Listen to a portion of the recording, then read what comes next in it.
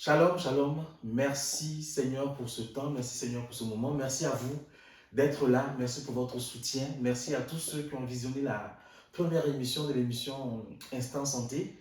On espère vraiment que ça vous a plu, on espère vraiment que le message est passé.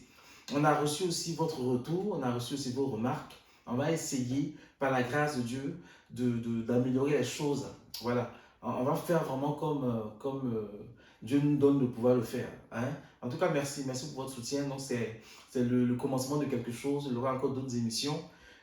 Voilà. Donc, Dieu conduit les choses. Je vais confier ce moment au Seigneur avant de poursuivre. Merci Jésus. Merci pour ce temps. Merci pour ce moment. Merci Seigneur de m'effacer et de prendre toute la place. Merci Seigneur de permettre que ton message passe. Si une seule vie est impactée, si une seule vie est touchée, Seigneur, l'objectif sera atteint. Que toute la gloire et tout l'honneur te reviennent au nom de Jésus. Amen.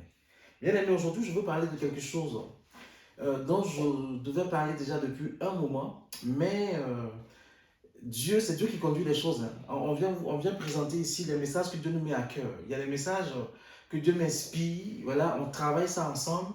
Et quand je pense que c'est pour tel samedi, le Seigneur me fait comprendre que non, ce message-là, mets-le de côté, parle de tel message. Donc aujourd'hui, Dieu me fait la grâce de parler de ce message. Je veux parler de quelque chose, des promesses de Dieu. Mais non, en fait, je vais parler de pourquoi les promesses de Dieu ne se réalisent pas dans notre vie. Pourquoi ce que Dieu promet n'arrive pas. Pourquoi ça ne se réalise pas. Mais je ne veux pas dire les raisons. Je vais prendre juste 3 raisons. Il y a tellement de raisons qui peuvent faire que ce que Dieu dit ne va pas arriver. Mais je vais juste en prendre 3. Je n'ai pas la prétention de connaître toutes les raisons. Comme je dis aussi, on n'a pas la prétention de vouloir vous apprendre des choses, mais on pense que Dieu permet qu'on rappelle certaines choses pour que on puisse comprendre un peu qui est Dieu pour nous. Et comme j'ai dit, cette chaîne a pour but vraiment de rappeler aux chrétiens que Dieu, c'est notre Père, c'est notre Papa. Voilà, c'est quelqu'un qui nous a créés et qui a donné sa vie, la vie de son Fils pour nous, pour que nous soyons ses enfants. Donc, il ne nous veut que du bien. Amen. Et c'est pour ça que, entre autres, on a aussi créé cette chaîne. C'est pour ça qu'entre autres, on est aussi dans cette œuvre-là. Pour rappeler aux chrétiens que Dieu est leur papa et puis revenir au message essentiel de l'évangile, à savoir le royaume des cieux qui s'est approché de nous, à savoir le règne de Dieu dans notre vie de tous les jours.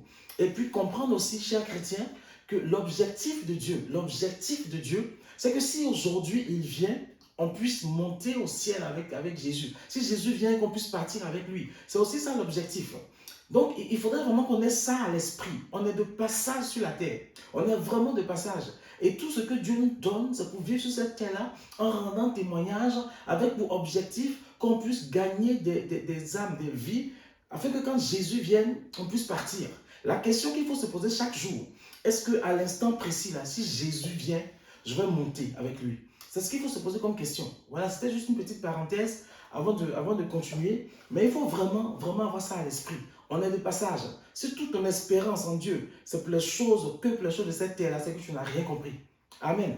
Je veux parler aujourd'hui de 3 raisons, pas les raisons, mais de 3 raisons, entre autres, pour lesquelles les promesses de Dieu ne se réalisent pas dans notre vie. La Bible dit dans le psaume 33, versets 9 à 11, je vais retenir juste une partie, car il dit, et la chose arrive, il ordonne et elle existe. L'Éternel renverse les desseins des nations, il anéantit les projets des peuples. Les desseins de l'Éternel subsistent à toujours et les projets de son cœur de génération en génération. Le Dieu dont on parle, c'est le Dieu qui parle. Et ce qu'il dit, ça arrive. Donc si Dieu a dit quelque chose sur ta vie, c'est que cette chose-là doit arriver. Mais pour que cette chose-là arrive, il y a des conditions à remplir. Il y a des conditions dans lesquelles il faut être. C'est pour cela que le Dieu qui a créé les choses de la terre, le Dieu qui appelle à l'existence, ce qui n'a pas d'existence, quand il parle, la chose doit arriver. Si la chose n'arrive pas dans ta vie, c'est qu'il y a quelque chose qui ne va pas. Ça va finir par arriver, mais c'est qu'il y a quelque chose qui ne va pas. En Jérémie 29, le verset 11, il dit, car je connais les projets que j'ai formés sur vous, dit l'Éternel, projets de paix et non de malheur, afin de vous donner un avenir et de l'espérance. Bien aimé, quand j'étais en terminale au lycée technique, on était dans une inquiétude. Mais on était chrétien, on organisait les cellules. Moi, personnellement, j'étais trésorier de la cellule dans laquelle j'étais. Et tous les vendredis, on avait quelque chose qu'on appelait une fusion. Toutes les cellules chrétiennes du lycée technique se rassemblaient. Et Dieu a donné un message à ceux qui étaient en terminale. Il a dit, vous aurez le bac. Donc on était contents. On dit, Seigneur, on aura le bac. Oui, c'est bien. Et puis il y a une soeur qui a été inspirée, qui a dit, peut-être que Dieu a dit, vous aurez le bac, mais n'a pas dit en quelle année. Ça nous a, comment dire, on a été refroidis. En fait, on était en terminale, on espérait avoir le bac cette année-là. Donc pour nous, quand Dieu dit, vous aurez le bac, c'est pour cette année. Quand Dieu dit, j'ai inscrit votre nom déjà sur la liste, c'est pour cette année. C'est pas pour 1 an ou dans 2 ans. Donc vraiment, ouf, on s'est dit, mais Seigneur, non, nous le bac, on le veut cette année. Je ne sais pas si vous voyez ce que je veux dire. C'est que quand Dieu te donne une promesse aussi, écoute bien ce qu'il te dit. Parce que la promesse qu'il te donne, c'est une promesse qui va se réaliser dans les jours qui viennent, ou la promesse qu'il te donne, c'est une promesse qui va se réaliser à un moment donné de ta vie. Quand tu comprends aussi ces choses-là, ça t'évite d'être impatient, ça t'évite d'être triste, ça t'évite d'être déçu, parce que tu te dis, Dieu a parlé, c'est pas arrivé. Mais il faut bien écouter ses promesses. Amen. Mais j'ai noté 3 choses, j'ai noté 3 raisons pour lesquelles les promesses de Dieu ne se réalisent pas dans notre vie. J'ai noté 3 raisons pour lesquelles ce que Dieu dit peut ne pas arriver. La Bible dit que quand Daniel a commencé à prier, un ange a porté la réponse jusqu'à lui. Mais le chef des maîtres des Perses a empêché l'ange, le message d'arriver à temps. Il a fallu que l'archange Michael vienne pour défendre. Et si l'archange Michael a pu être mobilisé, c'est parce que Daniel demeurait dans la prière, Daniel demeurait dans une certaine vie de sanctification, de consécration, qui puisse faire que Dieu puisse mobiliser un ange pour venir créer le chemin, pour que le message parvienne jusqu'à lui. Amen. Une des choses pour lesquelles les promesses de Dieu ne se réalisent pas dans notre vie, c'est le manque de sanctification. C'est le manque de sanctification.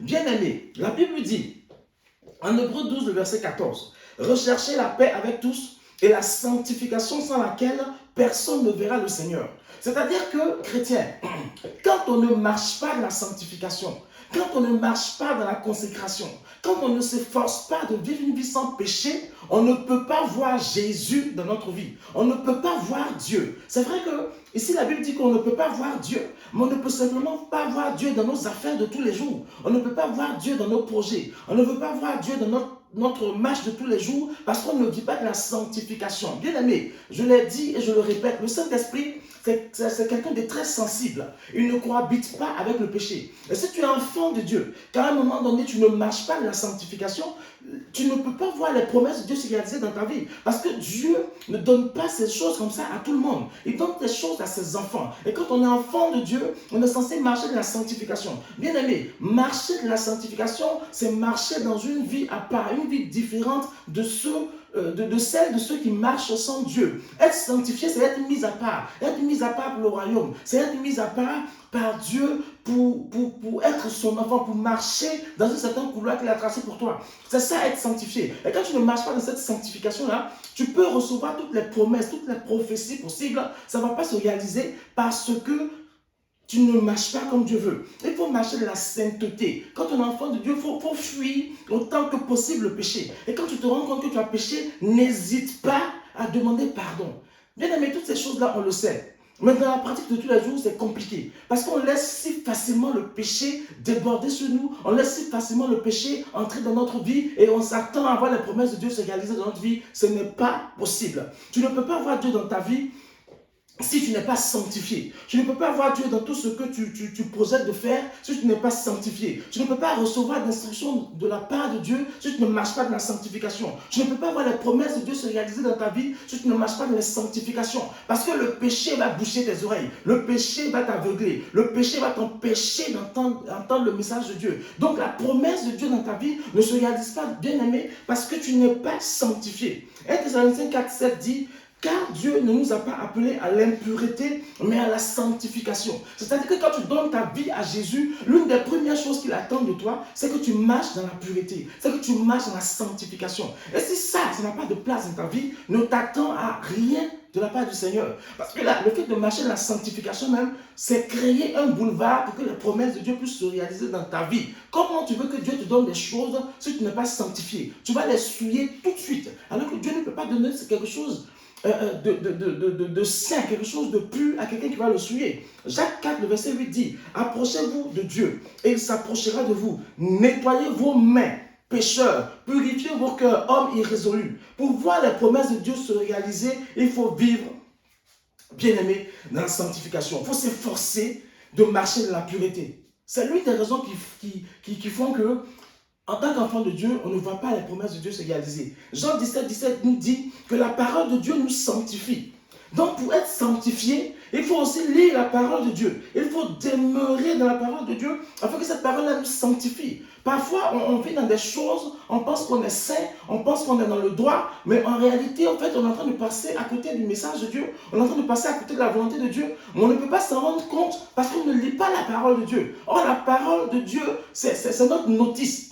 La parole de Dieu, c'est notre mode d'emploi. C'est ça qui nous dit comment marcher et comment ne pas marcher, comment faire les choses et comment ne pas faire. Et si on ne la lit pas, on ne peut pas savoir si nous sommes, oui ou non, de la volonté de Dieu. Et la Bible dit que cette parole-là, elle va nous sanctifier. Cette parole-là, elle va nous purifier. Matthieu 26, 41 dit, il faut avoir une vie de prière afin que l'Esprit de Dieu puisse dominer la chair. Bien aimé, si tu as du mal à vivre la sanctification, c'est que tu as aussi du mal à prier. Parce que la vie de prière va forcément te pousser loin du péché. Parce que venir dans la présence de Dieu, avec le péché, ce n'est pas possible.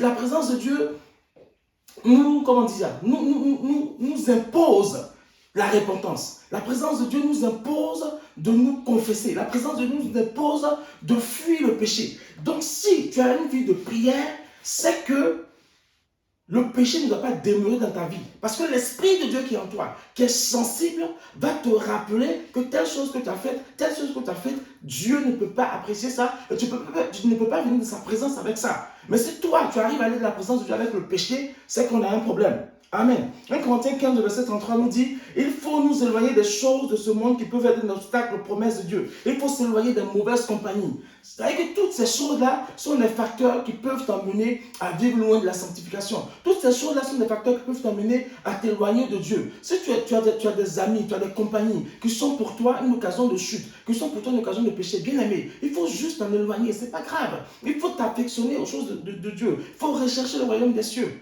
afin que ses promesses pour toi puissent se réaliser. Amen. Sur la sanctification, on pourrait dire tellement de choses. Tellement de choses. Mais comme je le dis, ce ne sont pas des enseignements, c'est des exhortations.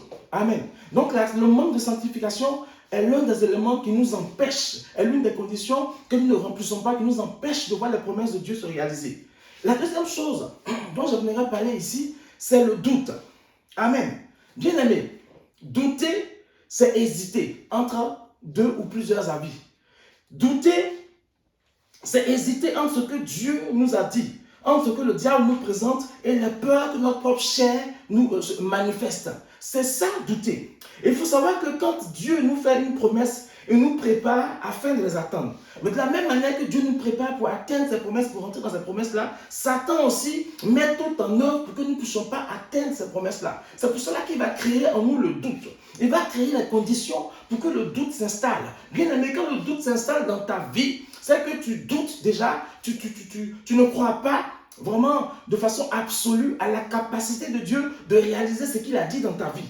Jacques 1, 6 à 8 nous dit, mais qu'il la demande avec foi sans douter. Car celui qui doute est semblable au flot de la mer, agité par le vent et poussé de côté et d'autre. Quel tel homme ne s'imagine pas qu'il recevra quelque chose du Seigneur? C'est un homme irrésolu, inconstant dans toutes ses voies. Amen. Là, on parle de quelqu'un qui doute. Donc, si tu es quelqu'un qui doute beaucoup et que la promesse de Dieu ne se réalise pas dans ta vie, ne cherche pas. Il faut que ce doute-là quitte ta vie. Et le doute-là, c'est le diable qui fait que le doute arrive.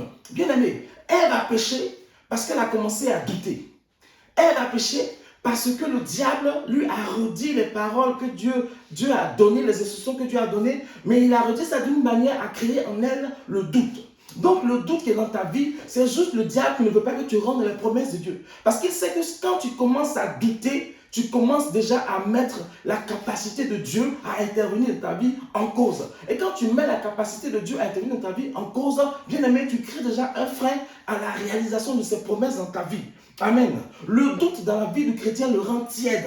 Or que nous dit Apocalypse, si tu n'es ni chaud ni froid, je vais te vomir. Donc, quand tu es tiède, ne t'attends pas à recevoir quelque chose de la part de Dieu. Le doute nous rend inconstants. Dieu n'a pas besoin des gens qui marchent tantôt dans sa volonté, tantôt en dehors de sa volonté. Il a dit à Abraham, marche devant ma face et sois intègre. Quand tu es inconstant dans la voie de Dieu, tu ne peux pas t'attendre à recevoir quelque chose du Seigneur. Amen. Le doute affaiblit notre foi et peut même faire disparaître notre foi. Bien aimé, quand tu doutes, ta foi prend un coup. En fait, quand tu doutes, tu es en train de perdre la foi. Quand tu doutes, tu es en train de perdre la foi. Parce que la Bible dit que la foi vient de ce qu'on entend, et ce qu'on entend vient de la parole de Dieu. Or, quand tu doutes de ce que Dieu a dit, c'est que tu n'as pas de foi sur ce qu'il a dit. C'est que tu ne mets pas ta confiance en ce qu'il a dit. Donc, le doute va chasser ta foi. Amen. Le doute nous fait voir la situation que nous traversons plus grande que la capacité de Dieu à nous aider. Amen. Donc, il faut qu'on chasse le doute de notre vie. Il faut qu'on chasse le doute de notre vie. Parce que c'est un poison. Le doute, c'est un poison. Imagine un peu, tu dis à ton enfant, je vais faire ça pour toi. Et puis ton enfant doute. Ton enfant dit, oh papa, tu ne peux pas le faire. Oh papa, tu ne vas pas le faire. Ça va te décourager. Ça va te décourager et tu auras du mal à offrir cette chose à ton enfant parce que ton enfant ne croit pas en toi. Bien aimé, quand on doute de Dieu, Dieu ne peut pas, la promesse qu'il a faite pour nous ne peut pas nous atteindre. Ça ne peut pas arriver jusqu'à nous. Amen. Quoi que tu fasses, tu pourras faire toutes les offrandes de la terre. Tu pourras recevoir toutes les prophéties de la terre. Mais si le doute demeure dans ta vie, la promesse de Dieu ne parviendra pas jusqu'à toi. La Bible dit que quand vous demandez quelque chose, croyez que vous l'avez reçu. Or, pour croire qu'on l'a reçu, il ne faut pas douter. Amen. Pardon. Pour croire qu'on l'a reçu, il ne faut pas douter. Amen. Il faut croire qu'on a reçu. Le doute chasse la foi. Le doute chasse le fait de croire aux paroles de Dieu. Amen. Je ne veux pas développer plus loin, mais deuxième chose, c'est le doute. Il faut chasser le doute de notre vie si on veut voir les promesses de Dieu se réaliser dans notre vie. Et la troisième chose sur laquelle je vais m'arrêter, c'est le manque de pardon. Ah, le manque de pardon. Ça, c'est un problème récurrent dans la maison de Dieu. Le manque de pardon nous conduit au ruminement. Le ruminement, c'est « Ah, donc c'est à moi qu'il a fait ça. Ah, donc c'est à moi qu'il a fait ça. Ah. » Et puis tu es là, tu penses. Tu penses à ce qu'on t'a fait. Tu penses au mal qu'on t'a fait. Et là, tu rumines. Tu rumines. Tu rumines. Et plus tu rumines, plus la rancœur s'installe dans ta vie. Le manque de pardon conduit à la rancœur, conduit à une rancune qui va devenir tenace dans ta vie. Et la rancœur crée des problèmes. Des problèmes physiques. C'est-à-dire que la rancœur même nous rend physiquement malades. Ça peut aller jusqu'à nous rendre physiquement malades. Mais ça, je crois que Dr Gogré sera plus à même d'en parler dans Instant Santé. Mais la rancœur peut nous donner jusqu'à des maladies cardiaques. Ça peut créer en nous l'obésité. Ça peut créer en nous l'addiction. Et si cela agit sur le physique, c'est que l'origine est déjà spirituelle. C'est-à-dire que quand la rancœur arrive à t'empêcher de manger, quand la rancœur arrive à faire de toi quelqu'un qui devient alcoolique, quand la rancœur arrive à faire de toi un chrétien qui commence à avoir des addictions, c'est que le spirituel est déjà atteint. Il faut commencer à soigner quelque chose au niveau spirituel. Bien aimé, le manque de pardon, c'est comme une gangrène, c'est comme une tumeur, c'est comme un cancer dans la vie du chrétien. Et beaucoup de chrétiens en sont malheureusement victimes. Ah, Jésus. Matthieu 6, 14, 15. Si vous pardonnez aux autres leurs offenses, votre Père Céleste vous pardonnera aussi. Mais si vous ne pardonnez pas aux hommes, votre Père ne vous pardonnera pas non plus vos offenses. Le manque de pardon bloque nos prières.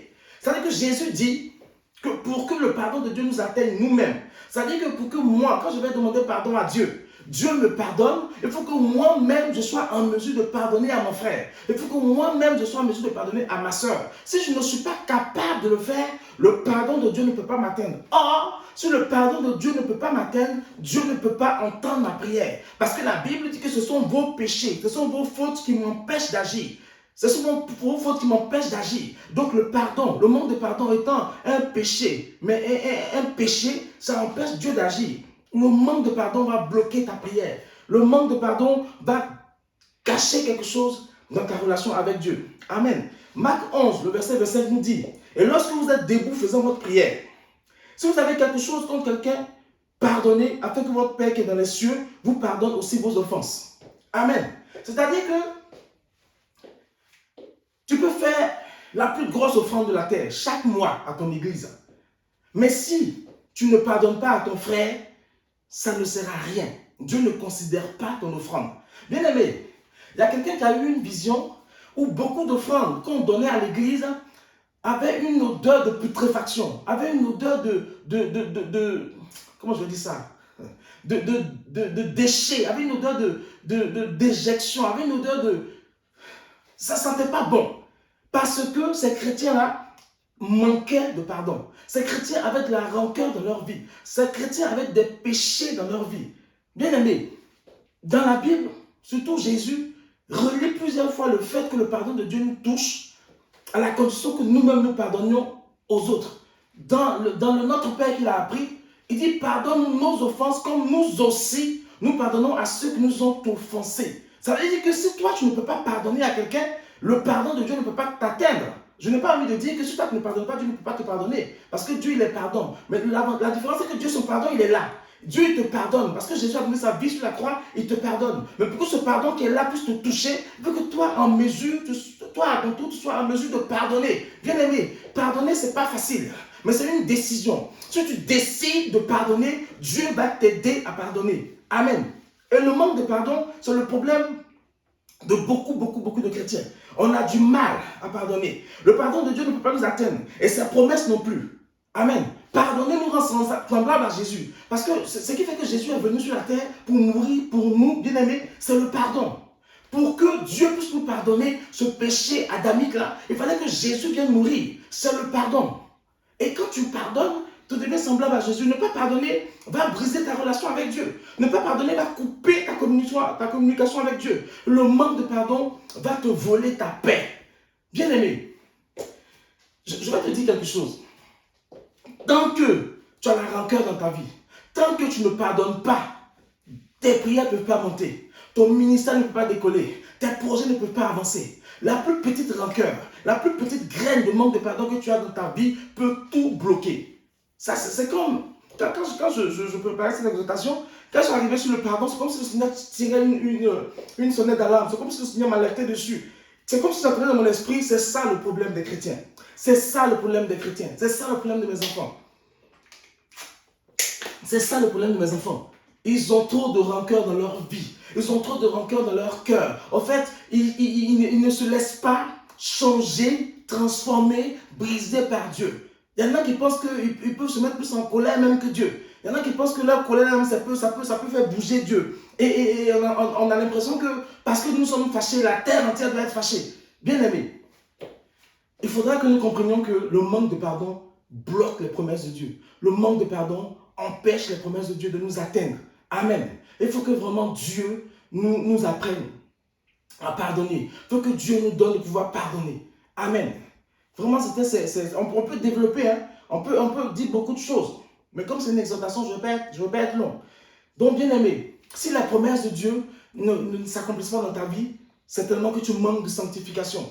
C'est tellement que ton engagement de la sainteté est un peu léger. Si la promesse de Dieu ne s'accomplit pas dans ta vie, c'est tellement que le doute occupe une trop grande place dans ta vie.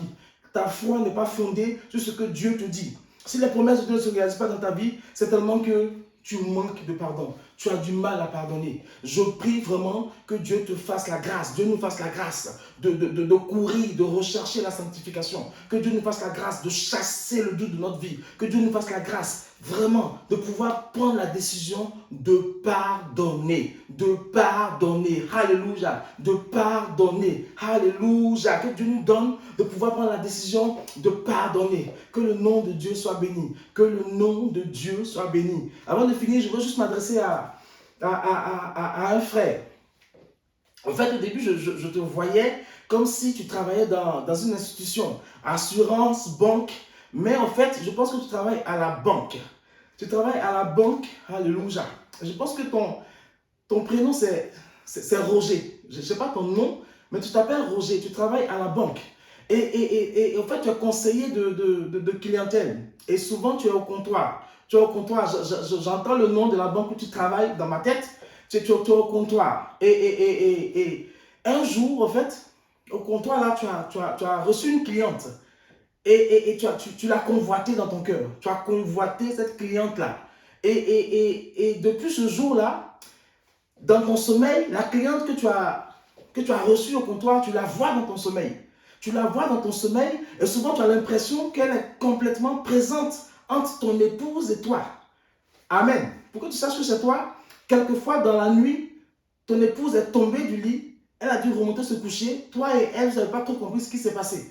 Mais tu te doutes un peu que c'est quelqu'un qui l'a fait tomber du lit. En fait, tu es chrétien, vous êtes chrétiens tous les deux, mais la convoitise que tu as eue vis-à-vis de cette dame-là, de cette cliente-là, a ouvert une brèche. Et tu as créé une brèche à la femme de nuit dans ta vie. Mon frère, ta délivrance, le secours va venir à toi à partir de ta repentance. Il faut demander pardon à Dieu pour cette convoitise-là que tu n'as jamais confessée, parce que pour toi c'était juste un truc comme ça. Il faut en parler à ta femme, lui demander pardon parce que tu as regardé une autre femme qu'elle. Et tu verras qu'à partir de ce moment-là, la femme-là, elle va commencer à avoir moins d'impact. Et plus tu vas rejeter cela, plus tu vas rejeter son image, plus tu auras la paix désormais dans ton sommeil pendant que tu vas dormir.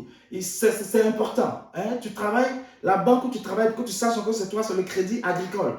Je ne sais pas comment tu vas voir cette vidéo-là, mais c'est le Crédit Agricole ici en France. Et c'est là où tu travailles. Il faut vraiment que tu demandes pardon à Dieu pour cette convoitise-là et que tu en parles à ta femme.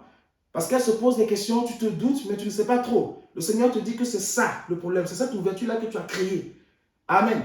Que vraiment Dieu t'accorde cette délivrance-là au nom de Jésus et que ton couple n'ait pas de problème et que tout ce qui a été fait, tout ce qui a été semé, toutes les semences que tu as gaspillées avec cette femme dans ton sommeil-là, que cela ne serve pas à te faire du mal et que tout ce qu'ils ont prévu de faire avec cette semence-là, que tout cela soit annulé au nom de Jésus, que cette semence-là soit récupérée par Dieu et que toi tu ne sois pas lié à cette femme-là au nom puissant de Jésus. Sois libéré mon frère et que ton couple soit libéré au nom puissant de Jésus. Merci pour votre attention. Si cette vidéo vous a fait du bien, n'hésitez pas à la partager. Si vous êtes nouveau, n'hésitez pas à vous abonner, n'hésitez pas à liker et que Jésus vous bénisse. Puis on se revoit la prochaine fois pour la prochaine vidéo. N'oubliez pas déjà le mercredi prochain, l'autre émission d'Instant Santé.